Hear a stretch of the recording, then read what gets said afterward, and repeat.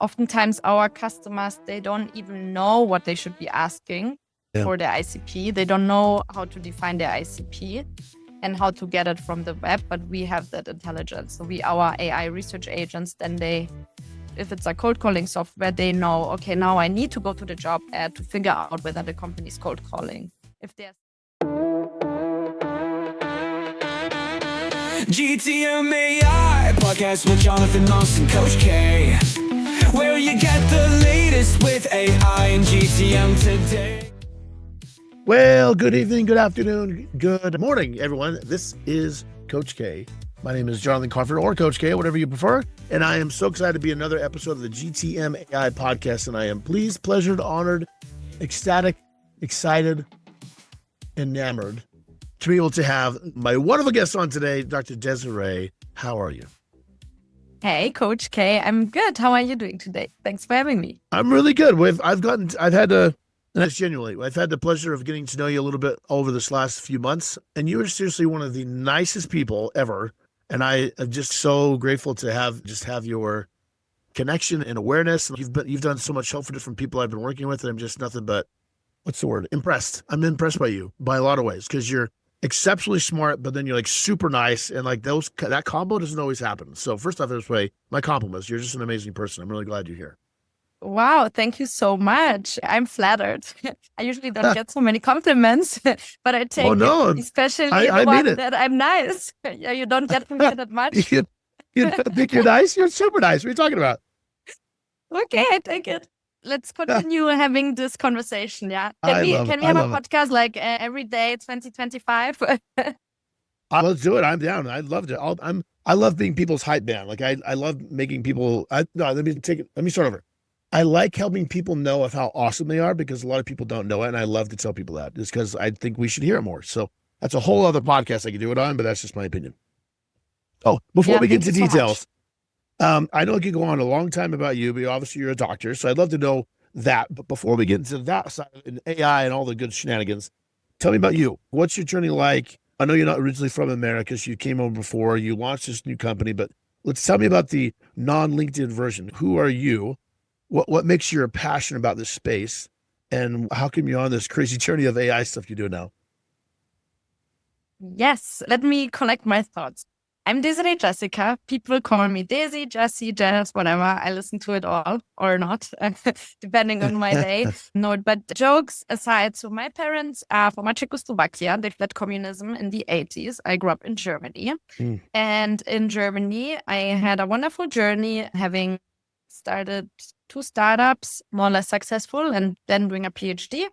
And then saying goodbye to Germany and going to the US. So fast forward, since 2022, we are now primarily focused on the US market, in the US first in the Bay Area, now in New York. And yeah, fast forward, here I'm on your podcast. And I'm here on the podcast. So what do you doctorate in? My doctorate is in financial economics, and I studied computer science. So it's a PhD. Cool. It's a bit confusing. I did my PhD in Europe, in Germany. There you get actually this doctor title in your passport. So it's officially tied to my name. But in the US, I spent a lot of time during my PhD in the US, especially on the East Coast at the University of Miami and Yale. And yeah, there it's like more an equivalent of a PhD, if that makes sense. I love it so much. So what was the 2 startups before you had? Sorry, say it again. You had 2 startups, you said. Yeah. So before my PhD, so my background is in finance and tech, I would say. And before my PhD, I was in investment banking, finance, and like all this boring stuff. And then I had a company that I started. Let's say it's a startup in 2014. That was like a design company, like for furnishing. I love furniture. I don't know if you can tell. It was like a B2C company. Then it became B2B. I then left early. The startup exited by now without me. And then I did my PhD, and then I had a fintech company out of Berlin. The fintech company was a fixed income product. It's very boring, but at the end of the day, I was the technical co-founder. I was building the product, but they also put me in sales. And they put me in sales because obviously I know how to book meetings, or at least I used to know, but I really realized during that journey how hard it was. to do sales, like how little automation there was in place, how I was struggling finding like the right customers now, and like all around executing on the ICP. And what happened is that company is now in liquidation. So we got hit by raising interest rates and so on and so forth. And then my sister and now co-founder, she was at that time at Berkeley and she said, hey, Jazz, why don't we start a company in the go-to-market space since you complain anyways all the time, and let's come to the US. So that's when I packed my suitcase and came to San Francisco. And I love the Loyee journey started. So there's two core. Is there more than one? Just you and your sisters? You two, you're the main four founders. Yeah, we are the two core main founders, but even though we both have technical background, we are really bad programmers and developers and engineers. Okay. So we actually have a proper third co-founder that is our CTO, and who does like such a great job in building this cool product. Yeah, now we are 3 people. I love it. Okay, so of all the things you've done, because you have an eclectic background, which I love to hear, you're now journeying into this the ICP and understanding and digging in. So first, tell me this. What the heck is Loyee? And then why is that what you chose to do when you could have done a ton of other stuff? Why this? Yeah.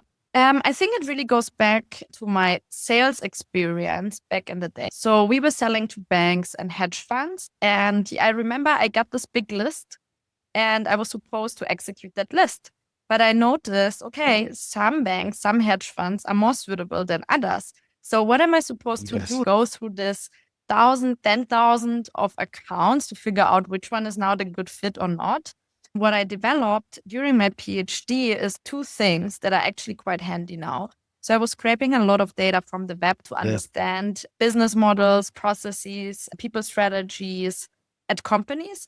So what I used is my techniques from the PhD and developed this grant to help me research those accounts and to figure out, okay, what is a good fit, what is not a good fit. And this technology we are pretty much using now at our product. Instead of shooting fish in a bucket, running everything and after everyone and everything from a big lead list, we now prioritize it, we do research on it, automate it, and we use a lot of AI to find accounts that are within your ICP and then have strategies how to penetrate the market and dissect the market and help with outbound basically. Yeah, I've had the pleasure of seeing you in action with both the consultative side of building ICPs and the leads out, and then also just seeing the tech, which is fascinating. So I know you know the space really well. So my question is, a lot of people may think of the space, think of like ZoomInfo or Apollo or some of the new people like Clay or others. What is it about the technology that takes, because you explained it to me once when you were doing a demo for me on some of the stuff for one of the people I'm working with. I'd love to have you talk to me again. What is the difference between what you're doing versus like a Clay? Like I see there's 2 sides. There's a Clay side, then there's Apollo or ZoomInfo side. Where do you sit within that spectrum? Yeah. So how should we start? So first of all, if you go to Apollo or ZoomInfo, it's a database, right? So you get a big list. This list is not fitted to your business model and to what you are selling. So what are you left with? It's a long list and basically overwhelmed. So either you have a good strategy how to work off that list or you don't. And most companies then just ended up doing a spray and pray approach. So that's the old way. Obviously, Clay can do so many things. So Clay could be also put into that bucket. Let's create a long list, right? Let's create even a longer list because now I have all the leads from Apollo, from Ocean.io. I don't know who else they partner with, ZoomInfo. So the list gets just longer. So now where we come in is really trying to understand your business model. So what is your company selling?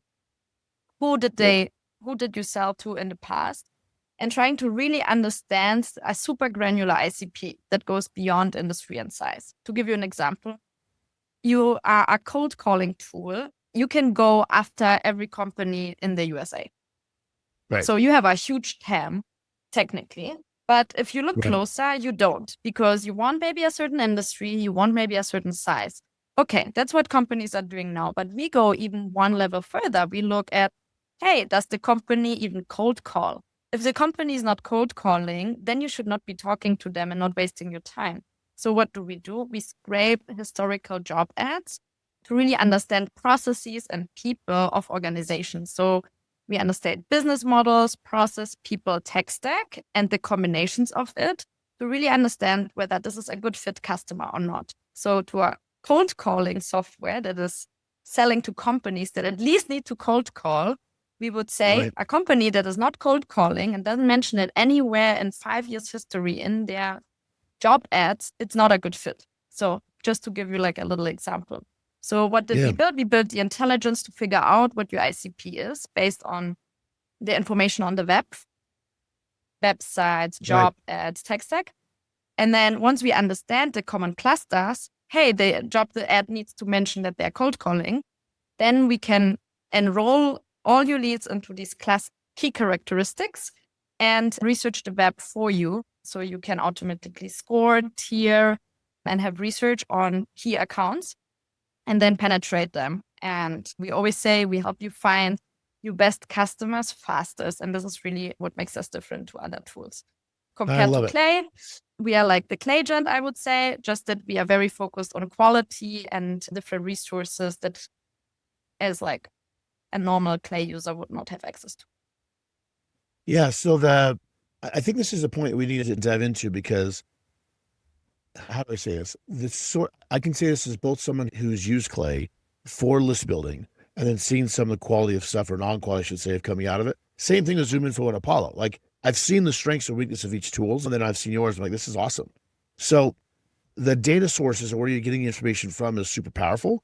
One of which, like you said before, is like you have the ability to look back to past job descriptions because there's a landmine of data inside of job descriptions you have access to.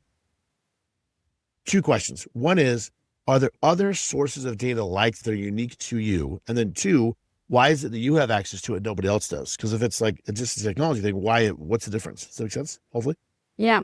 So I think, if you can view us like that, obviously if someone sits down and scrapes the web, they have the same access to data. So what we do is also combine internal data with it. So that's something that we are building, that we also hook to call recordings and engagement tools so that we always optimize internal on of the company or internal of the company. Okay. Internal of the company. But what intelligence we are building is pretty much who should be talking to who.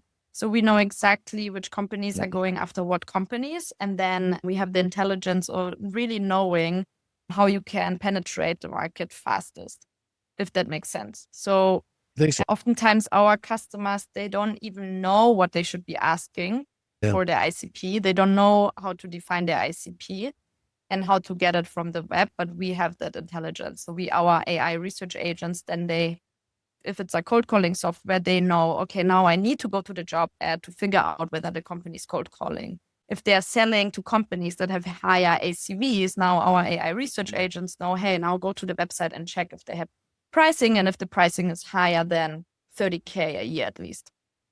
Well, let's use, I won't use a name, but let's use a specific example you and I have worked with, and we'll give an example because this situation applies to so many different people. So company comes in and says, we integrate with certain tech. So I need to know if our ICP has certain technologies, right? Mm-hmm. And so one of the ways you're able to access that is looking at past job history not job history, job descriptions and figuring out like, is that tech listed on the job description? So now we know we have it for integration purposes. So what you're saying is Clay or Apollo or whoever has access to get that. But the difference between you and them is that you're not only using that as a data source, but internally, plus your own algorithms to make sure you can have the best thing pop up in whatever shape or form so someone can focus on the right thing at the right time. Is that correct? Yeah. Because think of it of that. Imagine you're selling for enterprise. You know how many job ads there are? Thousands. So how are you going to know what to ask a job description? You don't. But with our intelligence, you will know because you know exactly, okay, what are the commonalities that should be in there? And then you can fetch for it. So it just gives you like a little bit more guidance on your ICP and executing on your ICP. So it's a bit more strategic than just like a research scraping bot. I think that's where a lot of people get from is like, it just becomes a glorified scraper of some kind. And then they're like, great, now I know their tech stack, which funny enough, using these other technologies as competitors of yours, I've been able to scrape technologies, but they've been off like crazy. Yeah. A quarter of them has actually had the technology that they said they had, which is super frustrating because you're like, this list is worthless if it can't give you the stuff I need to get to. Yeah, I think that's something that we see a lot. Like obviously we are a young company, right? We always have to check whether the quality that we provide is really as good. Right. So we constantly run tests against Apollo, Zoom Info data just on the tech stack because it's easy. We provided, so we can compare it. And yeah, I would say like the beauty, what we have is the context of the tech stack. So sometimes they mention obviously that they use HubSpot and Salesforce, but you don't know whether it's HubSpot CRM or HubSpot marketing. And we know it in the job ad. We have the context. Was it in the marketing ad or was it in the sales ad, for example? Right. Yeah, totally. I love it. So if we can give you, I think the whole gist of this comes down to, I'll give you an example. With other technologies, you have a list of, I don't know, let's say 100,000 people. Of that, you don't know what's actually quality. So you're burning through a ton of leads, but they may not be as effective. Whereas with yours, instead of going through 100,000, you're going through 20. But those 20 are super high quality so that even though it's less leads, it's more high quality leads. So then the outcome later down the road is better ICPs, better win rates, but all this stuff. Because as like a marketing person that I am, I don't want to just look at the conversions from an MQL to an opportunity. I want to look at what's the entire journey and what marketing source has the better performance throughout the entire journey, not just to the close, but like better customers. You know what I mean? So is that the kind of, when you work with people, are you able to help identify saying, here's based on what you have, internal data and what we have, like this is your perfect match. So that way it's better win rates, better customers, better fit, better all of the things. So the whole process becomes better. Does that make sense? Hopefully. Yeah, no, it makes. So we have machine learning models to figure that out. But at the end, no one wants to buy a machine learning model. That's something that I had to learn. So what we started to do is just giving like a spreadsheet to companies where we ask different departments about, who are your top 10 customers? So ask marketing, ask sale, ask CS, ask product, and you will get completely different answers. And the larger the organization, the more different the answers. Having this that's where the alignment already starts with our customers, is really understanding, okay, and now what are the commonalities? So really just using that as a starting point, because, and that's already a good starting point, because beforehand we would hook to the CRM, we would analyze everything. Like basically we did a risk and return analysis. Who brings you the highest return, but also the lowest risk? Because, right, you can, and also time to value, like time to close. That's 3 variables that we focus on if we identify good customers. But high NRR, like there are so many variables. So it became like a very complex model. And at the end of the day, when we were like with our large enterprise customers, show them the results and they're like either, oh, we don't believe this model. Why are we saying it? And then machine learning models, it's sometimes very hard to explain how they came up with it. It's so much data, so much complexity. Or they would say, oh, we know it already, what your machine learning model is showing us. Why should we pay so much money for it? So we realized, okay, let's not sell any models. Let's just be very pragmatic. And honestly, they just give us all the data they want to share with us. And then we enrich it with Loyee. Like we enrich like each account on the information of the web, like websites, job ads, news, financial reports, earnings calls, I don't know, tech stack. And then we have a big cloud for each account. And then from this big cloud, we dissect, okay, what are the commonalities? And then we just play back the commonalities and then customers can enroll in them. And it's very simple. It will be more sophisticated in the future because I do believe in our machine learning models. But to get off the ground, it was actually our strategy to just give them the aha moments from getting the key characteristics of what unifies them. Yeah, I know I won't take too much more time. On 10 minutes, I have 2 main questions or sections to go through. So one is, let's dive into the AI stuff for a second. So obviously, I'm sure you tap into the LLMs that are out there available for open APIs. You said your own machine learning model. So when you say that, you mean like you have your own unique thing you guys built and like an OpenAI or Claude or Gemini? Is that what you're talking about? So 2 things. So machine learning models, not LLMs. So we use LLMs to then clean the data. And there we use everything that is out there. We don't build our own LLM models, but we do build our own machine learning models, working with a lot of big data sets, clustering models, and so on.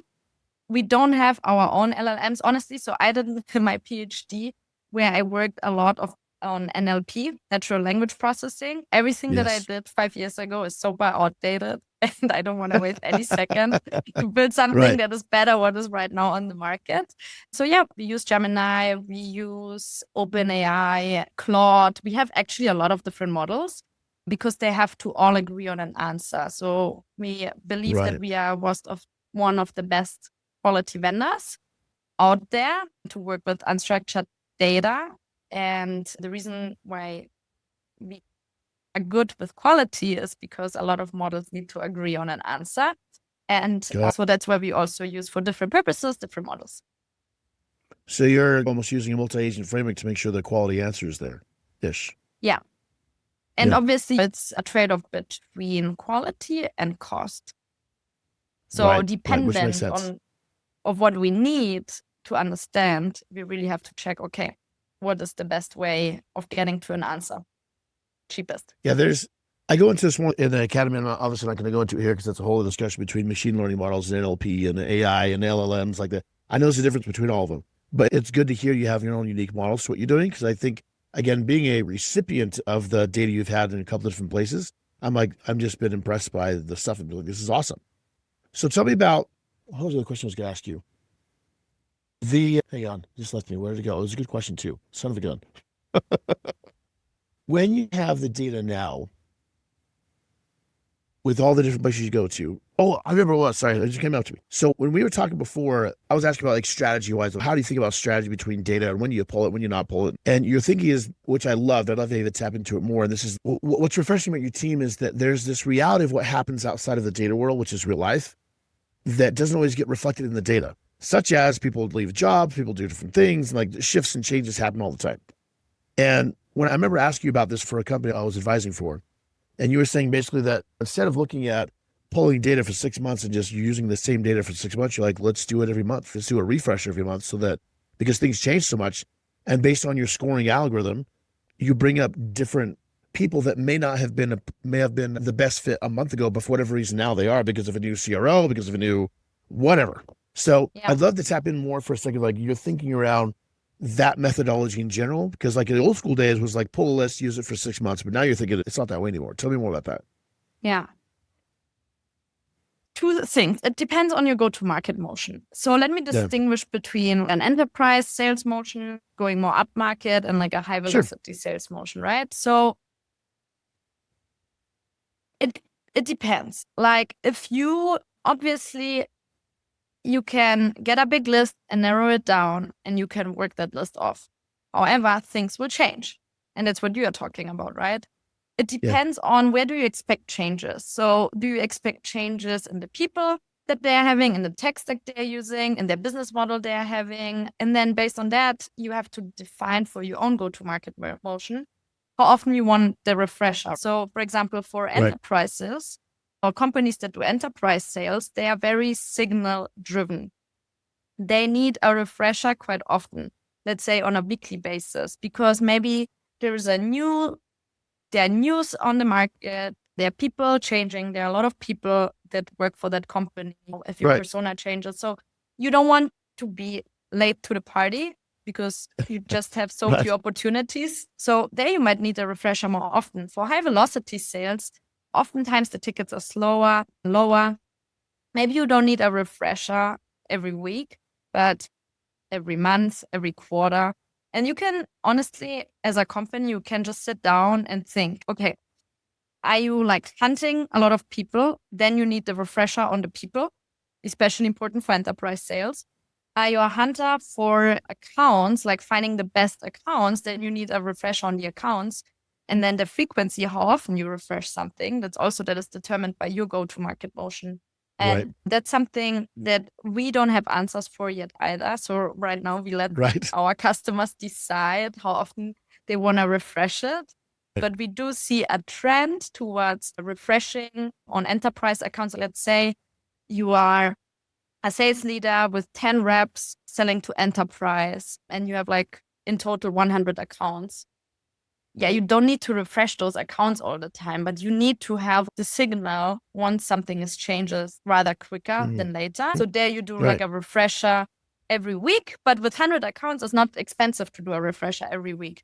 When you're now Yeah. high velocity sales org selling to small to medium sized businesses, you have a larger book of business, let's say 10,000 accounts a year. You don't need to refresh those 10,000 accounts every week. It's okay to do it once a month, once every quarter, but your strategy might change. So there, instead of the signals, you might change your hypotheses that you want to test for. Yeah. I love this whole signal thing because from a marketing point of view, I'm all about signal creation, but you're more about signal identification. So it's the creation, there's identification. Those are not the same things. And I love when they fit together so well because that's what you're looking for from a company point of view.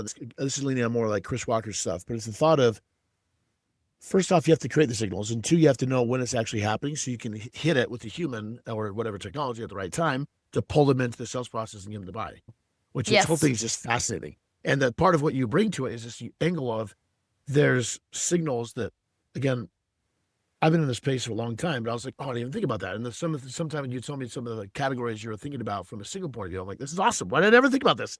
But you're in it every day and you saw these things. I'm like, this is awesome. So I just want to say it's cool. No, it's cool. And I think signals, like when I started to post on LinkedIn, I think it was one of my first posts is, so coming also from behavioral economics, right? People are not acting always very rational and people are not always very rational. So if you have a lot of signals, people don't know how to process them. So they become noise. So you have to understand for your org, like how many signals you want to care about so that us humans can process them. In the future, us humans don't need to process them anymore. Then you can declutter the noise, but it's very important. When I talk to prospects, I think what is important is that there are signals that are first party intent, second party intent, third party intent, right? G2 gives you signals who went on your G2 page. Wormy gives you some signals who's on your marketing website page. We usually don't look at those signals ourselves, but we integrate with those signals because everything that comes into the CRM or into your database goes through Loyee, because Loyee collects all the signals or all the customer, let's start on the account level first, like all the accounts that somehow get in touch with your company, inbound, outbound, intent, they go through the Loyee filter. The Loyee filter is like a pre-qualification based on your ICP. And then you decide from there, okay, if this is like a high value account and the signal or the intent is very high, go directly to sales. If there is no intent, but it's a high value account, okay, we have to warm them up. Hey, let's put them to marketing so that eventually they become a high intent, go through Loyee again, and then go to the sales rep. So it's really important to think of intent, like the intensity of the signal and the quality of the account in combination.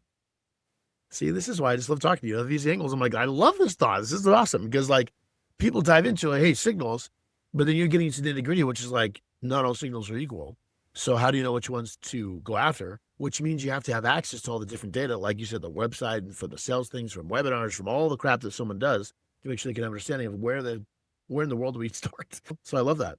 Let me ask That's you why people always say, oh, go to market tools. There's so many and I don't know what to choose. At the end, everybody's talking about signals, triggers, intent, but they actually do many different things. And it's really important to always ask, okay, what signals are you talking about? What is it in concrete? What can you deliver on the signal side? So you get like a better feeling of what those tools can do. I love it. So you can either use your own company, because I'm intrigued of like how you use your own tool, because like, to me, it'd be like a dream come true of like, we find people's leads. So that's all I do. Is find us leads for our company. So either from your company or from a customer, like what's a business impact story? Meaning what results has someone seen as using your tool specifically that you can talk about? Again, either yours or somebody else's. Yeah. Okay. So we held just recently so many webinars. So I should have all the numbers in my head, but okay. Simplest use case. And I use just us as an example, and then I give the KPIs. We use Warmly, for example, for the intent, like who comes on our website. And we do a lot of outbound. So I have a long list, right, of accounts. And from this account list, I have stuff that hits the website, that is inbound. And I have my big list from conferences, from Apollo, whatsoever. This gets all bundled and pushed through Loyee. And then I have an automatic score and tiering, like what is a great account, where do we have already a signal and whatnot. And depending on kind of the intensity of the signal and the fit with our ICP, that's how we then decide where to allocate our resources. Should someone talk to this person? Should they go into another campaign, whatsoever? So Loyee is like a pre-qualification filter, and I use the Loyee pre-qualification filter to find companies that might need what I'm selling, which is like account research, for example. Right. So I scrape job ads for, hey, from my big list, which companies are actually performing account research? If yes, who are those types of people who are performing this account research? Are they hiring Right. AEs, SDRs, and so on? So I pre-qualify. Now, different companies use our tool differently, but I would say that's pretty much the groundwork after knowing who to go after. And then what happens is that you automatically work off a list that has the highest propensity to close because you observe from the outside what closes. So let's pause here.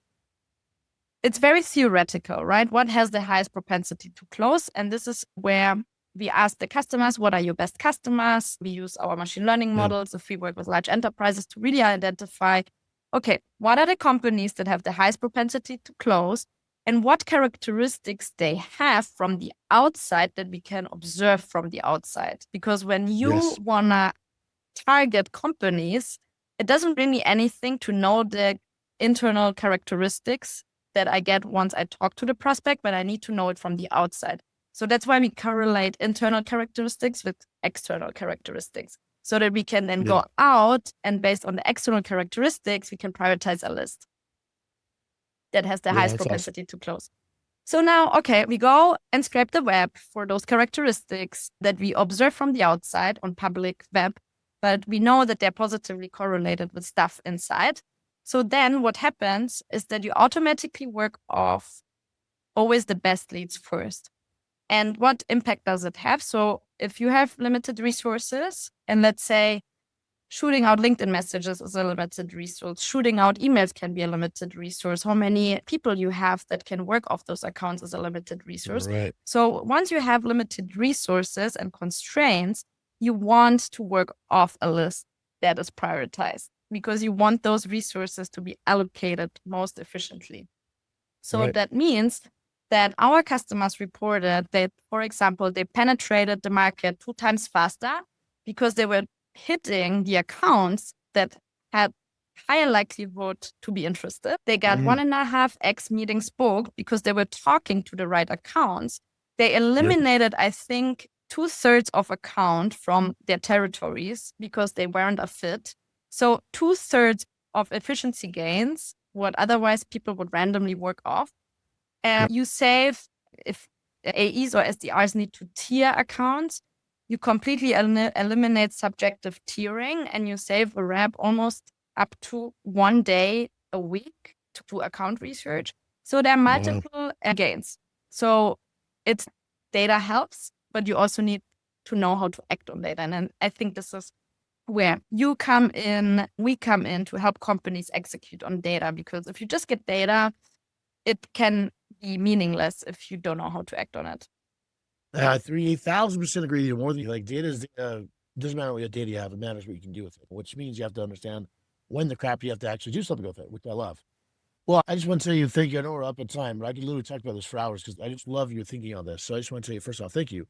And then your website is Loyee.ai is your website, Loyee.ai. What's the best way for people to touch you through LinkedIn? Or are you okay if I share your link on the show notes? Is that okay? Yes, connect up with me on LinkedIn. I'm always happy to be a resource. You can find me also in Jonathan's Slack channel. In case you're there.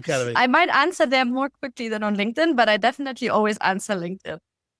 Awesome. I love it. Well, I just want to say it's been a pleasure again. I love what you guys are doing. Nothing but support for it. I think it's awesome. So I just want to say thank you. Appreciate you. Yeah, thank you. And I love your initiatives. And yeah, if there's anything I can do to help, never hesitate to ping me. I love it. Thanks for listening to the GTM AI Podcast. Please follow, subscribe, like, comment, and come back for more.